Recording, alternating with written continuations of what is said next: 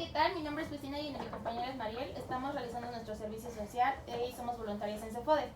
Vamos a explicarles nuestro tema que estamos desarrollando en el servicio social y nos encantaría que nos pudiera responder ciertas preguntas. Okay. ¿Me podría indicar su nombre, su edad y cuántos hijos tiene y la edad de sus hijos? Okay, mi nombre es José David Holguín Ríos, tengo 29 años, tengo 2 hijos. La mayor es una niña, se llama Melanie Alexa, tiene 10 años. El menor tiene 8 años, se llama David Alexander. Ok, ¿a qué edad le empezó a explicar a sus hijos el cuerpo humano? Desde los 3 años empecé a platicar con ellos sobre sus partes íntimas, cómo se llamaban. Es importante que sepan ellos cuál es el nombre, porque muchas veces les denominan nombres que no tienen que ser y no conocen bien las partes del cuerpo humano. Entonces desde los 3 años aproximadamente empecé a hablar con ellos con respecto a ese tema. Ok. ¿Cómo se ha acercado a sus menores para hablar el tema de la sexualidad? Pues primero con confianza, que ellos sepan que pueden tener confianza conmigo, con su señora madre, para después empezar a explicarles poco a poco de qué está conformado el cuerpo humano. Ok, ¿tus hijos han tenido dudas sobre la sexualidad, sobre el cuerpo humano y cómo le estás ayudando para eso? Sí, los niños tienen 10,000 dudas siempre y obviamente entre ellas está el tema de la sexualidad. ¿Qué es esto? ¿Para qué es esto? ¿Para qué sirve?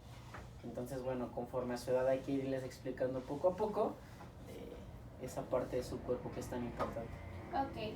¿Tus hijos saben quiénes son las personas de confianza que pueden acercarse, que los pueden tocar y que dónde sí los pueden tocar y dónde no? Claro, siempre se les ha dicho que solamente, ni siquiera papá ni bueno, pero en el caso de mi hija, que es un poco más delicado, su mamá siempre ha sido muy enfática que solamente mi hija y si acaso su mamá son las que pueden tocarla, ni siquiera su papá, ni siquiera yo puedo tocar esa parte, ¿no? Eso es muy importante.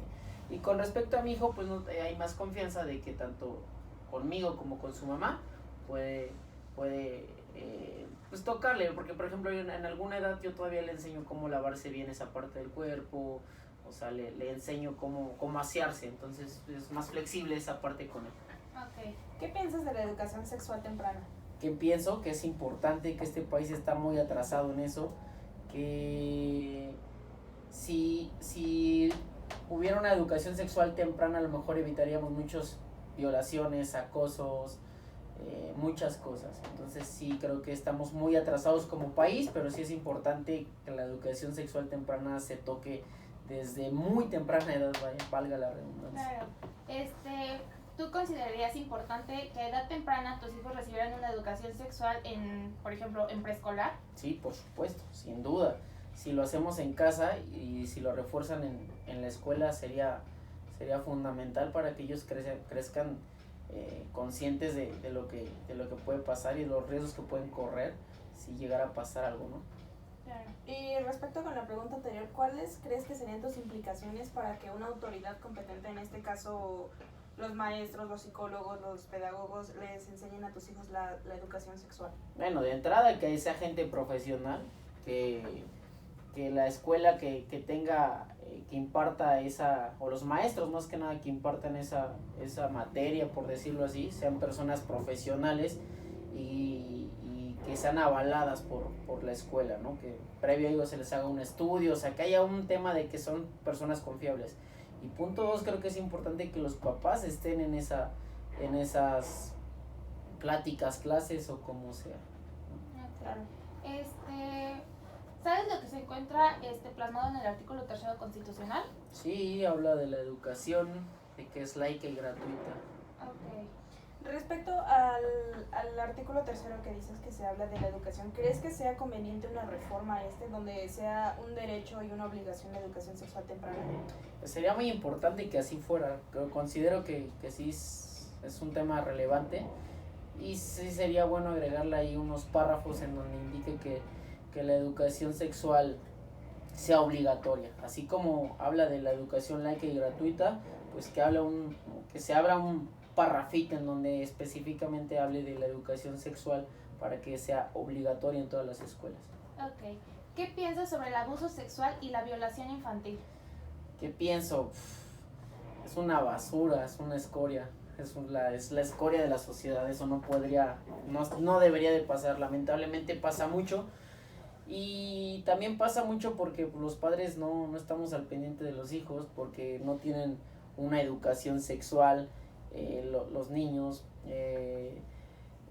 falta educación para eso. Entonces, pues lamentable, no te puedo decir otras cosas más que es lamentable, es la porquería de la sociedad, y ojalá pronto a través de alguna reforma, algo así, nuestros hijos tengan más conocimientos y con esto poder evitar ciertas cosas, ¿no? Ok, con las preguntas que acabas de responder, te damos un dato que ¿sabías que el INEGI dijo que México es el primer país mundial sobre abuso y violación infantil? No sabía. Empezando por Tlaxcala. Wow, no sabía. No Sí. sabía. Bueno, ¿has tenido conocimiento sobre algún menor o conocido que viviera el abuso sexual o la violación? Afortunadamente no he conocido a nadie que haya sufrido de esto. Ok, ¿sabes cuál es el procedimiento para llevar ante una autoridad competente la denuncia o la querella sobre estos delitos? Sí lo conozco. Ok. ¿Crees que las autoridades del país son suficientemente competentes para poder tratar este tipo de delitos? Sí, y si no, el por qué. No, para nada, no somos competentes. Lamentablemente este país no está preparado, falta mucha educación, y dentro de esa educación un tema importante es la sexualidad.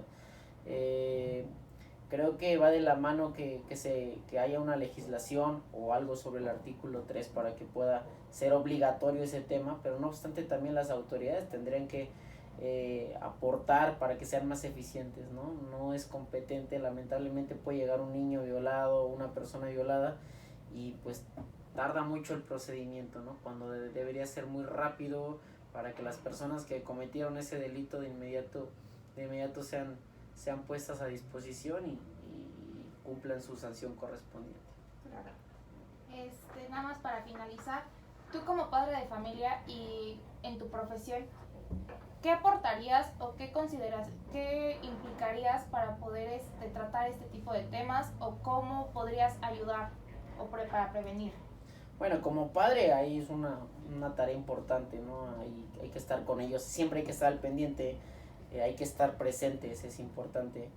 Y también es importante que tus hijos confíen en ti, ¿no? Porque cuando ellos confían en ti, pues te pueden contar todo, ¿no? Desde cómo les fue a la escuela hasta otras cosas. Entonces es importante trabajar mucho en la confianza con ellos y estar presentes, ¿no?